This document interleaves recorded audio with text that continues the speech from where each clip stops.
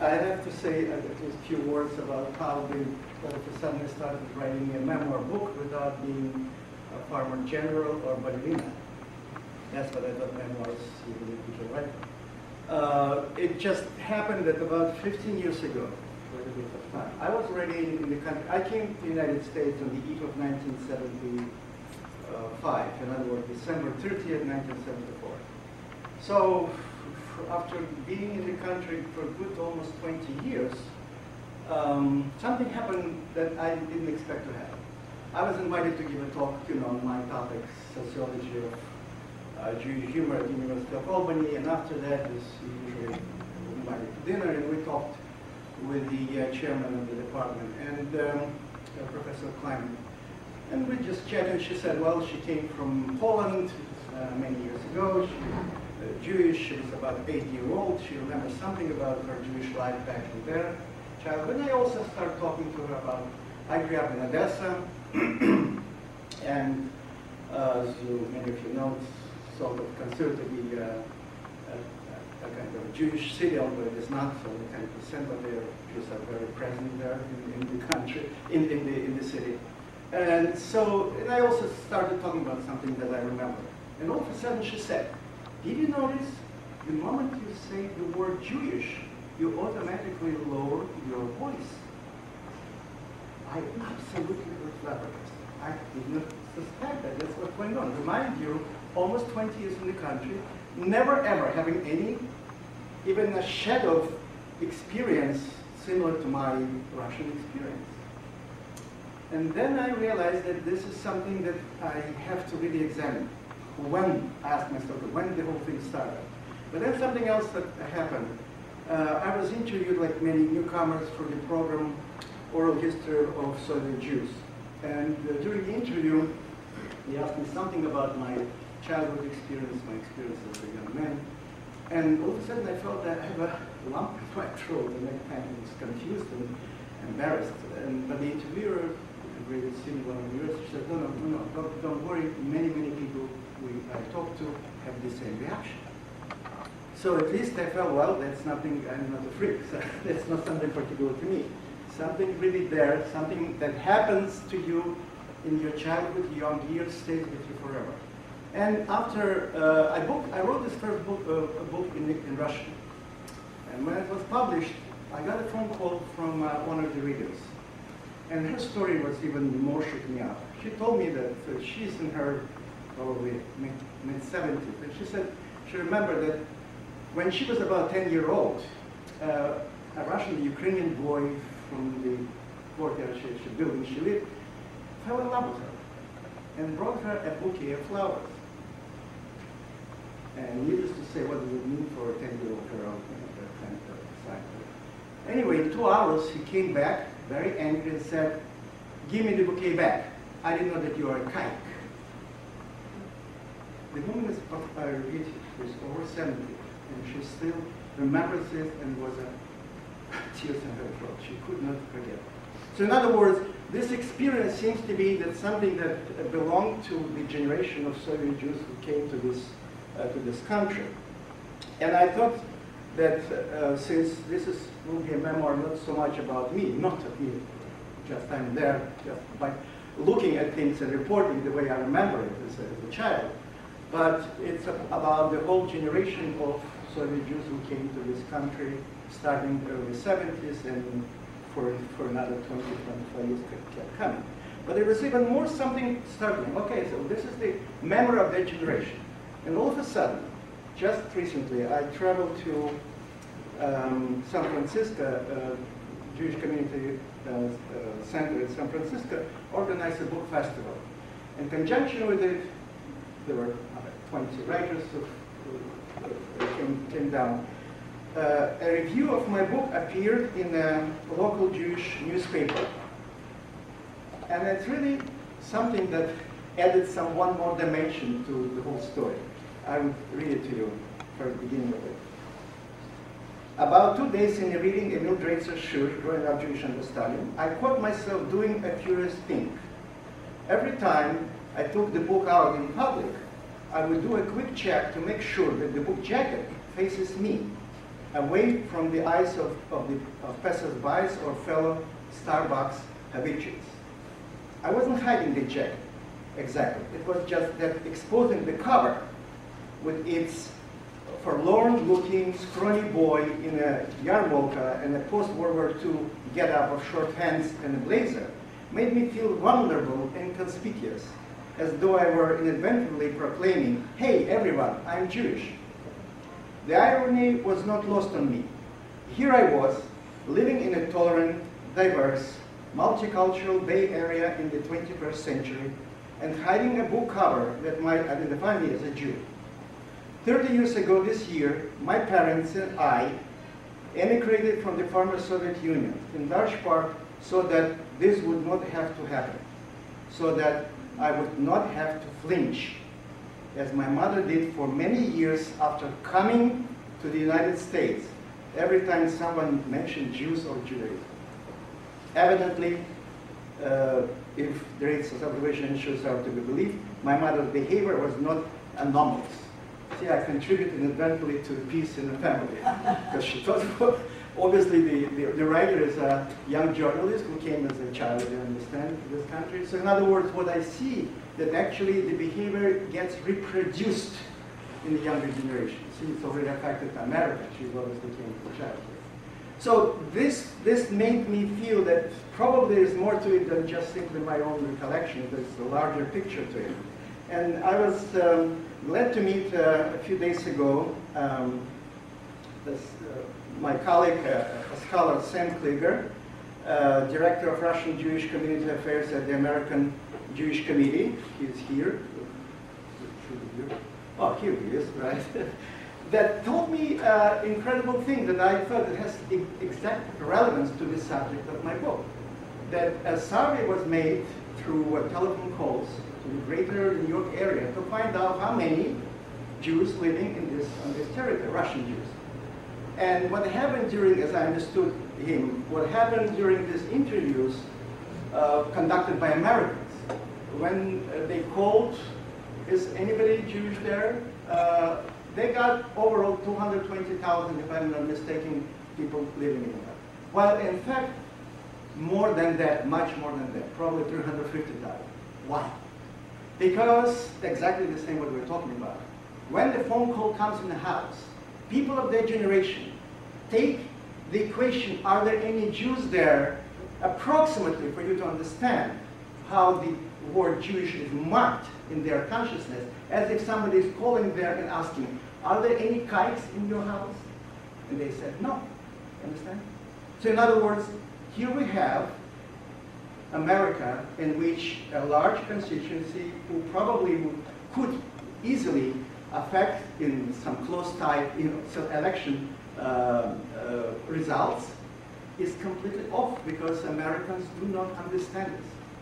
So I thought that, well, if the book will benefit me to understand what happened to me and my family, and my grandson and my nephew and other members of the family, that hopefully it will contribute also to understanding of the whole generation of people who grew up understand. Now, all this said, I wanted to give you some time frame. I was born 1937, so when the war broke out, I was only 3.5 years old, and when I started thinking about when the first time it all started that I felt that I'm Jewish, not felt, but at least identified as being, the date was exactly September 1st, 1945. Why? The war was over, and I was coming to the first day, to the first class of my school in Odessa. And what really happened before that, it was in Russia altogether, but certainly for my mother, it was a big holiday. Beginning of new school life of her son. I was her first son, my brother was born a few years later. And what happened is that, on that particular day, in that festive mood, all of a sudden I found that something is wrong with me, inherently wrong. During the roll call, the teacher said something, Ivanov, Petrov, Doroshenko, and then she came to my name. And she said, Draitser. In other words, her face expression, God knows what the name it is. Okay? So I said, something is wrong with me? Then it turns out to be a little boy sitting next to me, a little boy, he was probably 2 years older than me. He said, "What is this? Are you a kite or what?" And I couldn't understand what he was talking about. What is for? During the war, there was no time for this kind of stuff, at least in my experience. So worst thing comes to worst, the next time they asked me about my name. And then again, I remember when I came with my mother, my name in the birth certificate says Samuel. And I just felt, no, this is something that I never heard before. I mean, in this class, nobody called that way. I'll be in trouble. So finally, when I said Mila, to make it a little bit less conspicuous that it's Jewish, the teacher corrected me and said, "Why are you lying to the class? Your name, children, the name of this boy is Samuel." And again, the same reaction, almost of most of the class.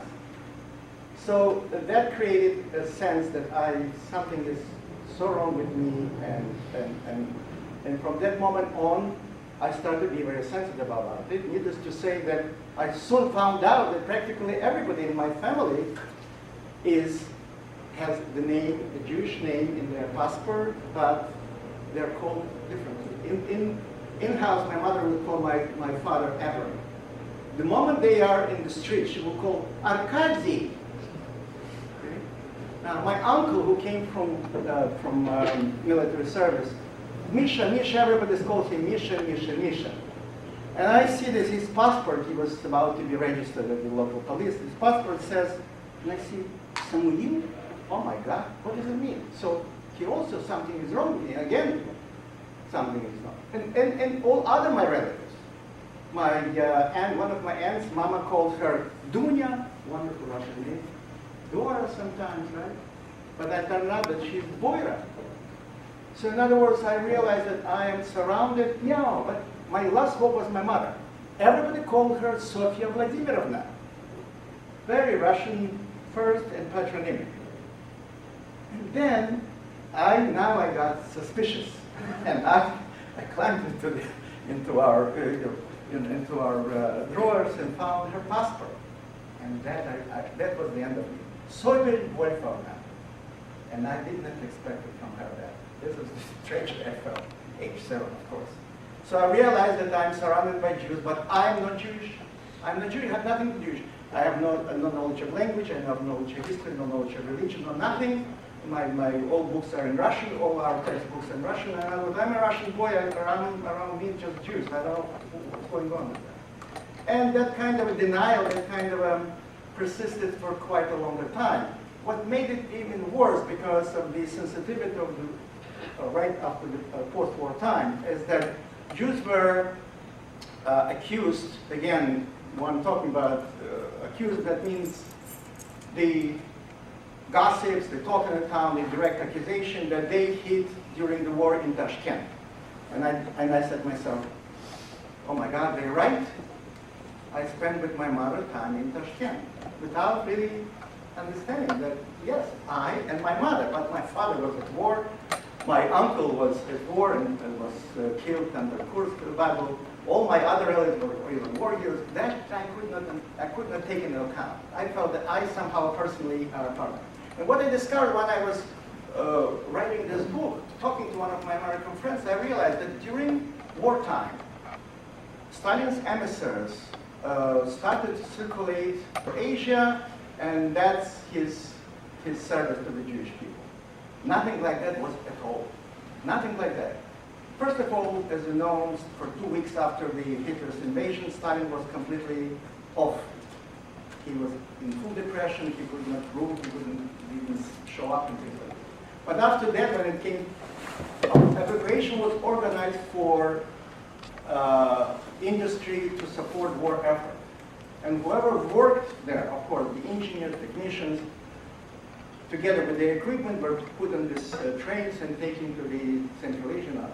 And all the other population, civilian population, Jewish or not Jewish, Stalin didn't have time for that at all.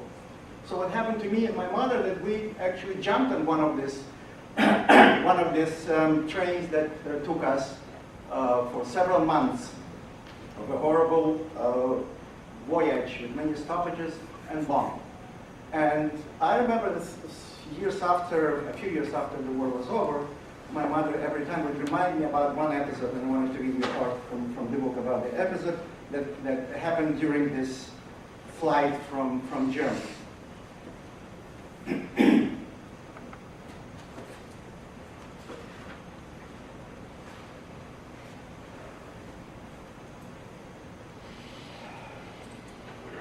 They bombed us good at the Razdelnaya station, Mama recalls more than once in the post-war years. I feel her irony. How can any bombing be good? Every time Mama reminds me about this episode, she glances at me and a complex expression flashes across her face. There is both the horror of recollecting this episode of the recent past and, like the flash of magnesium in an antiquated camera, an instant, satisfied, even joyful smile. It will take me years to decipher it. You were so frightened for me, she says, we're retelling the story. Not a good place to stand still, says a tall, thin woman in a black dress with a men's jacket thrown around the shoulders. Using both hands, she pulls up herself to the little window in the boxcar. We cannot open the door of the car. It is the end of October, and it's cold already. A lousy place to stand still, she says. Does it make any sense to keep a train with refugees standing at a strategic station? The Germans will pounce on it for sure. Everyone hushes the old woman. Nobody wants to miss the very first plane drone coming from the sky. I already know what is going to happen as soon as they hear that sound. They will lean on the heavy door of the car, roll it away, and jump off, grabbing their children under their arms and pulling them along to the ground. Now, amid the buffer clanging, the car couplers shouting, the dispatcher horse barking over the station radio, this car to a couple, those to couple, everybody fails to notice the planes roaring until a bomb explodes nearby. Pushing one another, faster, faster, little ladies. Why are you relaxing? Everyone rushes to get out of the car as quickly as possible. Where to run? Of course not along the tracks, but across them. And not toward the station building, but in the opposite direction, toward the steppe. The Germans would rather bomb the station than hunt for people scattered all over the field. I'm in my mama's arms, but she sets me down on my feet. Otherwise, there is no way we can pass under the cars. She dives under one of them and pulls me after herself.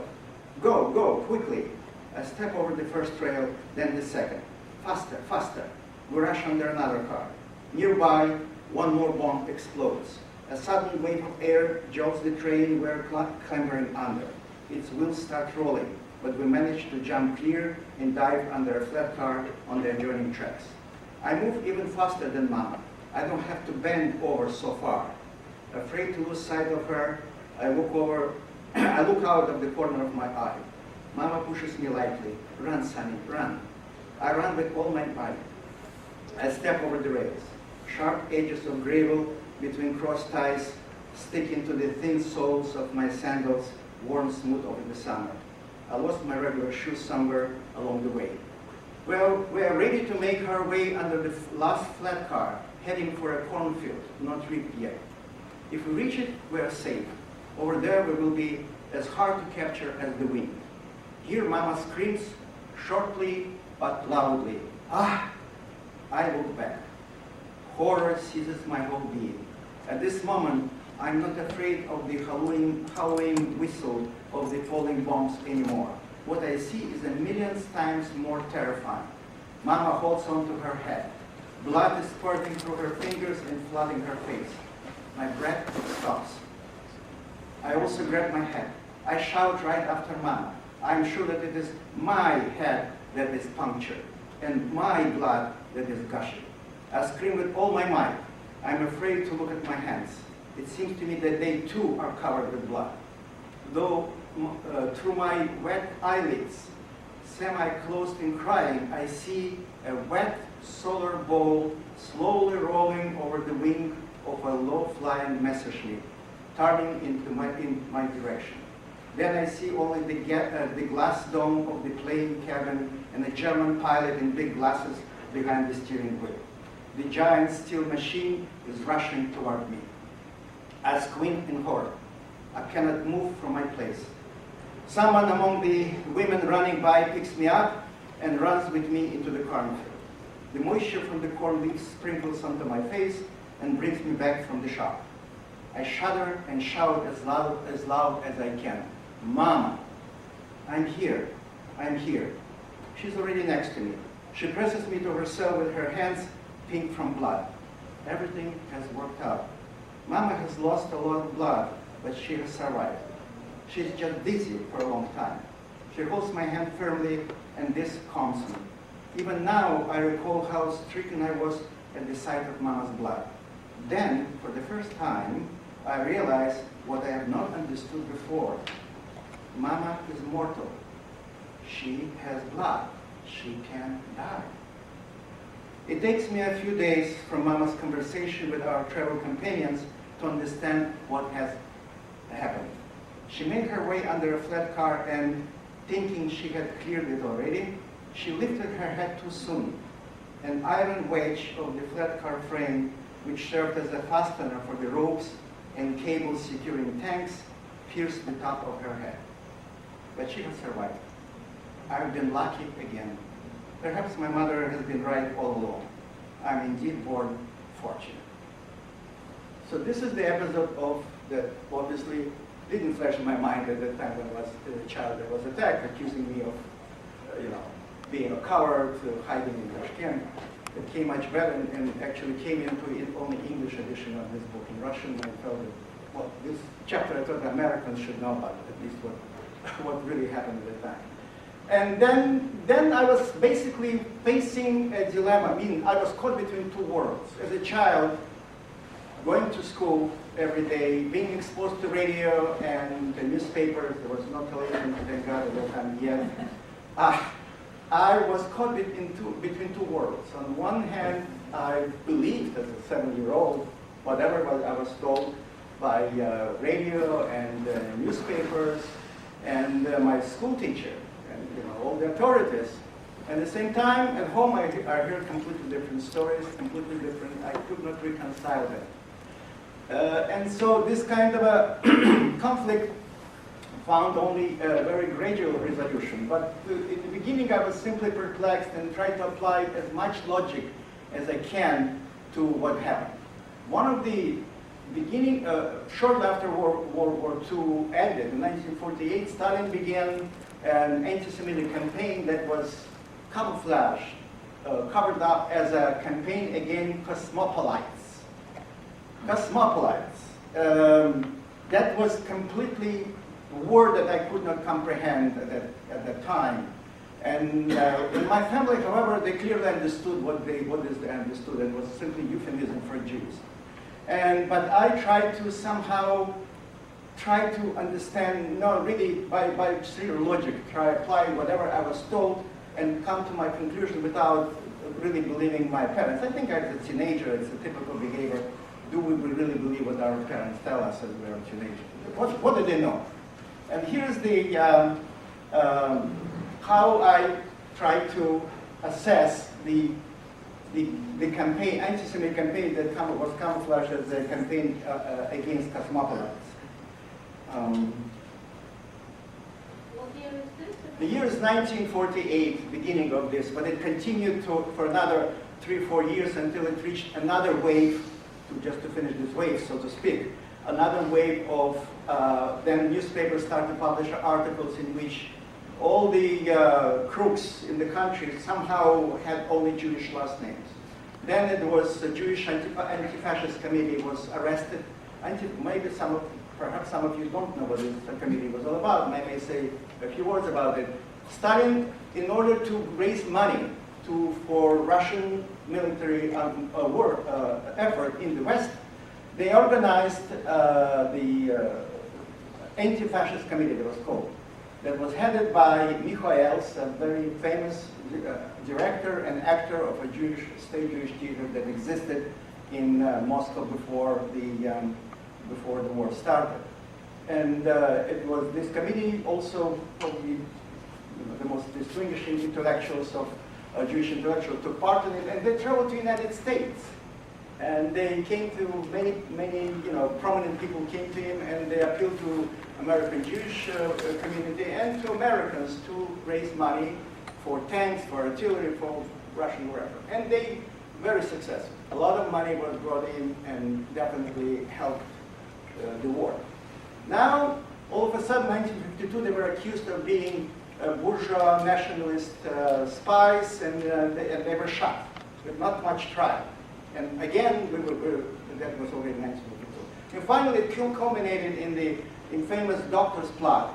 In January of 1953, Pravda published an article in which they announced that a group of Kremlin doctors, mostly Jewish, their names, Jewish names there, were accused of attempt to poison the leaders of Soviet country. Needless to say, there was the last signal preparation for a larger scale campaign to round up all Jews on the European part of the country, put them in boxcars and send them to Siberia, Kazakhstan, and the rest of it. Luckily, Stalin died without being able to implement it. He died 2 months later or so. So here's the framework. Now back to the cosmopolites. So I'm a child, I'm a schoolboy, and I'm trying to listen and understand what they really talk about. I'm good at losing my eyeglasses. Huh? No. I remove it and then I lose it. What I'm good at is good. Oh yeah, they're where they're supposed to be, of course. All right.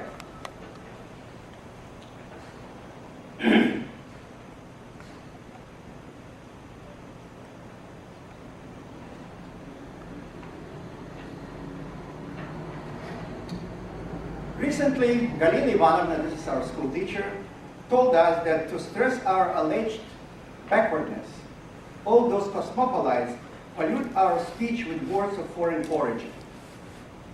After all, everyone knows that the Russian language is the richest, the best, and the most beautiful and melodious language in the world. We learned by heart a prose poem, Russian language, by Ivan Turgenev. I still remember it.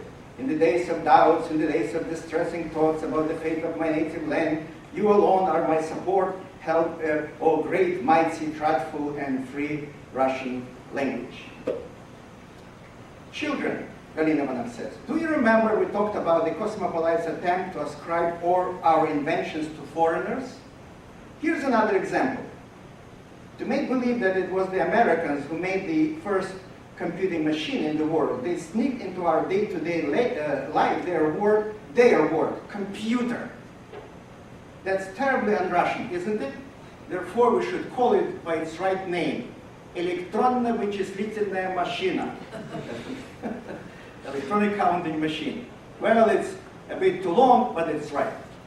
And then she says, American bourgeois politicians do not hesitate to insolently appropriate for themselves somebody else's discoveries and priorities. Cosmopolites claim that the British invented the steam engine, although everybody knows that long before them, 2 Russian peasants from the Urals, the Cherepanovs, father and son, were the first to build one. But they were landlord Davidov serfs, and the Tsar didn't want to please them by making use of their invention. I'm offended for the Cherepanovs, both papa and son. I already know quite well what injustice is done when people are judged by their origin. But I'm somewhat bewildered.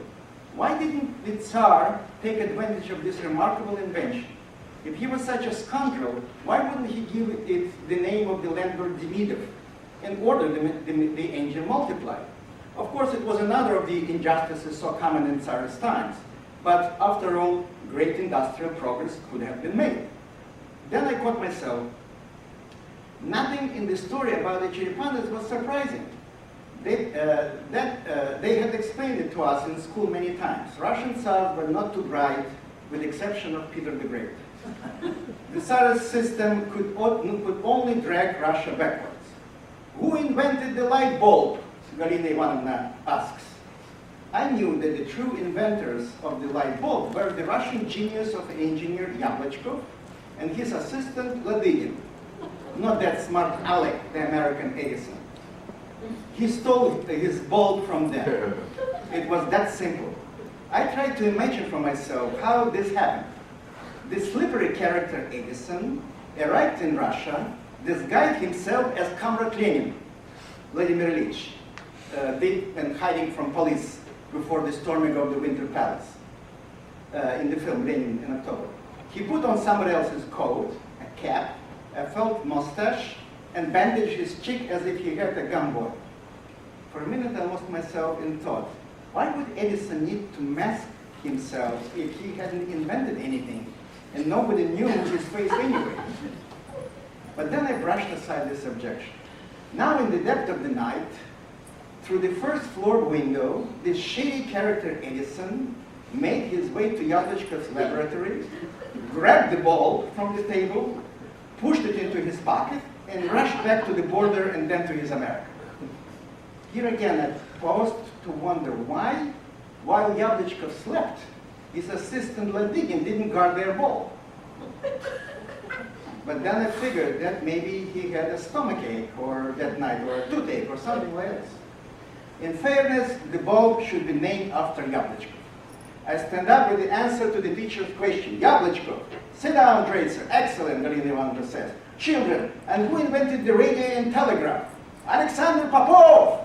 We answer in unison. Right, says Galina, proud of us. Popov. But over there, she nods in the direction of the west. They claim that it was their inventor, named something like Marconi or Macaroni. We laugh easily. Macaroni. How about that? Such a funny name, and there he is again, trying to worm his way to fame. And the first airplane, Mazhaevsky, we shout in unison.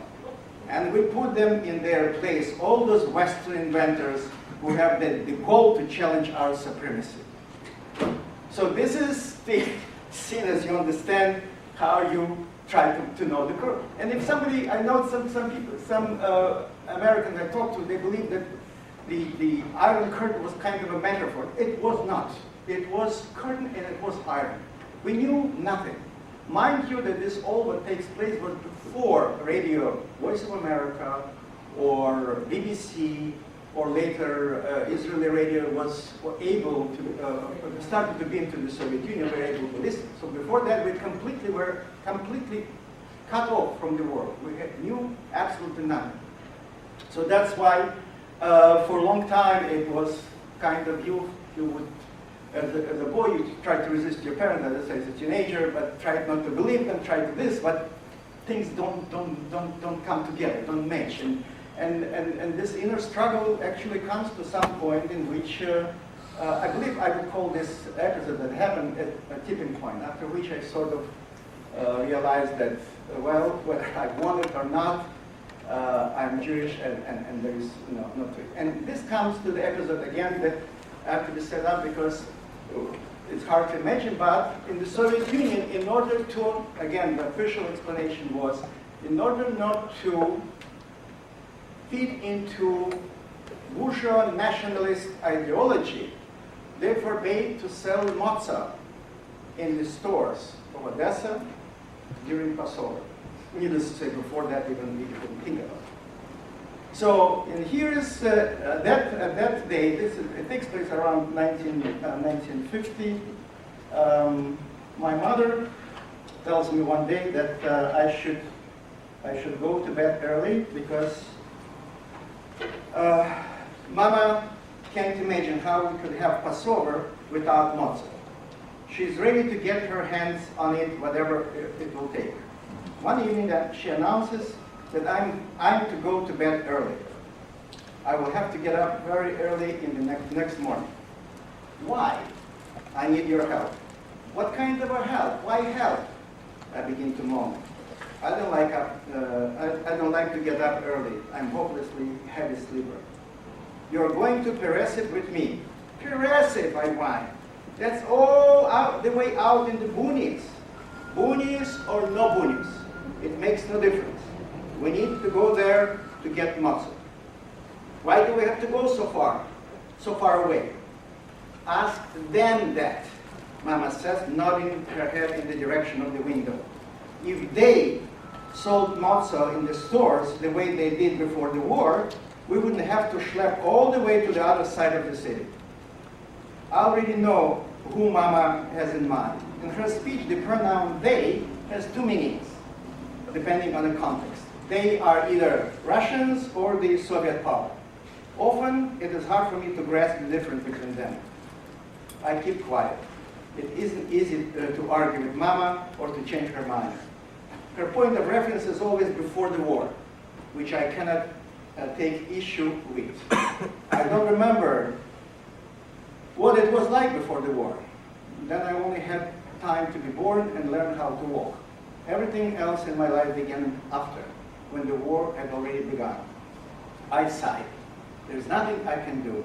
I have to go to bed. Mama waked me up at 5 in the morning when the first street cars start to run. Sleepy and bracing myself against the morning chill, I set out with Mama to some bakery all the way out in Peresit to the outskirts of the city to get matzah. We don't go empty-handed, but with 2 net bags full of packs of flour. As it turns out, matzah aren't simply sold, they are exchanged for flour. I don't understand this idiotic arrangement. Flour appears often in the stores. Why don't the people who bake the matzah buy the flour themselves instead of making us drag it across the entire city? Years later, I will learn that Jews are permitted to get matzah baked from their own flour as a community service, only in the Passover season and only at that one bakery. I wiped the foggy window with the sleeve of my jacket. In the faint blue of early dawn, my entire city slowly sweeps past, block by block, from beginning to end. Rabbit-eyed from lack of sleep, workers of the morning shift run up the streetcar steps, wearing caps shining from where. Already we're passing single-story houses. Sometimes we come up upon whitewashed village huts, and still we keep going and going. Finally, we get off. Mama walks ahead. In her right hand is a bag with 3 packages of flour. She sticks out her left arm for balance. I drag along behind Mama, holding another package of flour in a net bag. It keeps banging against the backs of my legs. My knees buckle. Mama checks the address against a piece of paper. Finally, we're pushing open a gate. I assumed that getting up so early, we would be the first to arrive at the bakery. To my disappointment, in the back of the courtyard, a small line made up of people like us, carrying packs of flour, has already assembled. Who's last in the line? Mama asked the usual question. For 40 more minutes, we shift from foot to foot in the courtyard outside the rundown shed. I shiver from cold. I'm still in a foul mood. I didn't get enough sleep. I feel chilled to the bone. Anyone looking at me would know that I am not at this bakery at my own free will. If it were up to me, I would have slept to my heart's content for at least 3 more hours. Finally, they let us in. Perhaps because I haven't had enough sleep, am chilled to the bone, and have bounced along on the streetcar, as soon as I set foot in a tiny, dimly lit bakery and waves of warm air envelopes me, I suddenly feel something I did not expect to encounter here, in the far outskirts of the city, swept by steppe winds, fragrant with spring's moisture. I found peace, quiet, and refuge. To my surprise, this tiny semi-dark bakery, lit by a single wick bulb sticking out from the bare, badly plastered wall, feels like home. It smells of warm flour, of dough, raw and baked. The flame of the oven flutters. I sense the particular domestic comfort that is felt only in close proximity to a hearth. In a worn white collar, its side flapping with his every movement, a young curly-haired baker with lively brown eyes is busy in front of a large oven. He is holding a white, long-handled wooden paddle. Despite the early hour, he is wide awake, friendly, and even jovial. He tosses the paddle from one hand to another, playing with it as if it were a pool key, opens the oven door and peers inside. Finally, throwing the oven door wide open, the baker begins to lift up the sheets of ready matzah. In the oven's depth, by the far back wall, crimson orange flames dance. The baker stores the ready matzahs in a carton once used for macaroni. With the same paddle, he snatches up from the tray the rectangles of tiny rolled dough. It is dotted line looking as though threads have been pulled out, and lines them up evenly, row by row, on the hearthstone. Then he shuts the oven door and nods heartily at Mama and me, wishing us a good holiday. Good Yom Tov. Good Yom Tov, Mama answers, brightening up instantly. Good Yom Tov, she repeats and pulls at my jacket sleeve, motioning for me not to be rude and to respond to the greeting. On the surface, everything that happened after that wasn't at all remarkable, but much later, my mind has returned to that moment again and again. His lively eyes shining, the baker picks up a still warm sheet of matzah from the macaroni box, offers to me, and says warmly and simply, Good Yom Tov. At first, I am frightened by the unexpected geniality, the special, familial closeness expressed by a total stranger. I couldn't guess that the young baker, perhaps smiling at his own memories, easily read what was happening in my soul. He understood my stubborn and foolish refusal to accept the inevitable, my belonging to the Jewish people. I was too young to know that I didn't have a chance. The baker must have felt sympathy for the spiritual ignorance of the top student in class 5A, intermediate school number 43, who did not know yet the joy that he is not alone in a cold and lonely world, but with his people. Behind the metal door of the oven, on its brick floor, lay open the pages of the book of their destiny. The blazing tongues of flame at the far wall were the flames of history, in which they burned more than once, burned but remained alive. I was not yet capable of understanding that a holiday is the sensation of the warm hand of your people with whom you already share a fate, if not a fate, the need for which you do not yet perceive because of your youth. It was as if the baker offering the piece of matzah said, You and I are Jews, a single family. Still frowning, I take the matzah from the baker's hand. I do not yet realize the significance of this simple gesture. Now, from the perspective of over 30 years of wandering in the alien worlds and lands, I see that in my fingers, the tiny flame-touched mounds in the matzah rise up like braille. Then, I did not know yet that I was blind.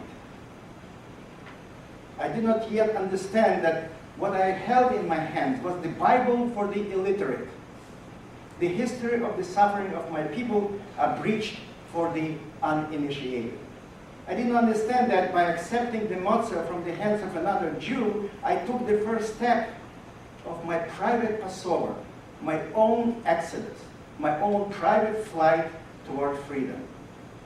Didn't know that this flight would last the same presaged 40 years needed for the shameful habits of slavery to blow away in roaming through the desert. Nor did I know that to take the Passover vow, to eat bland, crunchy, flat bread, to relinquish, if only for a time, thick, yet risen loaves, means that I vowed to cast away my arrogance, to condemn with that act the sin of pride, of which, however short of my life, I was already guilty. Secretly, I considered myself smarter, better educated than my parents, who still obstinately clung to the ancient traditions. Good Yom Tov, says the baker. I do not understand that at this moment I have approached my Rubicon. I cannot accept this matzah and say nothing. That would be truly rude. But say in what language? To answer in Yiddish would mean to admit my Jewishness, which I have resisted admitting for a long time. Even though we are meeting for the first time, the baker addresses me as a family member, a close friend, an insider. How could I respond, "A good holiday to you too," in Russian? I do not yet understand, but intuitively sense the incongruity of such a response to a Jewish greeting spoken in the language of mockery and harassment. If I were to switch over to Russian, but that very action, I would reject the closeness and warmth held forth to me. I would push away the person offering me friendship.